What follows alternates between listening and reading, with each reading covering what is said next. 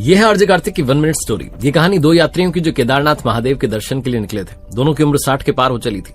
थोड़ा रास्ता बस से तय किया, फिर थोड़ा पैदल तय कर रहे थे। पुराने जमाने की कहानी है। जब वो थोड़ा आगे बढ़े पहाड़ में तो एक गांव के बाहर एक छोटा सा मकान दिखाई दिया।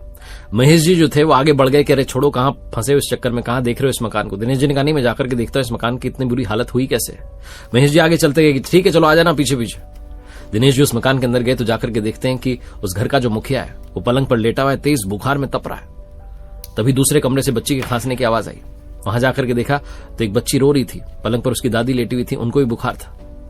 दिनेश जी ने पूछा उस बच्ची से कि बेटा ये क्या हुआ। बोले कि बहुत तेज जो है आंधी तूफान आया, बारिश हुई, बाढ़ आ गई। पिताजी की छोटी सी दुकान थी किराने की, वो भी बह गई। कुछ भी नहीं है, पैसा भी नहीं है घर में और कोई हमारी मदद के लिए भी नहीं आता। दिनेश जी गए बाजार में, थोड़ा राशन लेकर के आया, डॉक्टर को बुला करके लाया, उस घर के लोगों की सेवा करने लगे। उसके बाद उन्हें लगा कि चलो अब चलता हूं, हो गया काम। तभी उस बच्ची ने आकर उनका हाथ पकड़ लिया कि अंकल आप कहां जा रहे हैं, कोई मदद करने के लिए नहीं है, इनका ख्याल कौन रखेगा, मैं तो बड़ी छोटी सी हूं, मैं कैसे ख्याल रखूंगी दादी का, पापा का, मेरी मम्मी तो बचपन में ही चल बसी। दिनेश जी वहीं रहे 15-20 दिन तक उस घर के लोगों की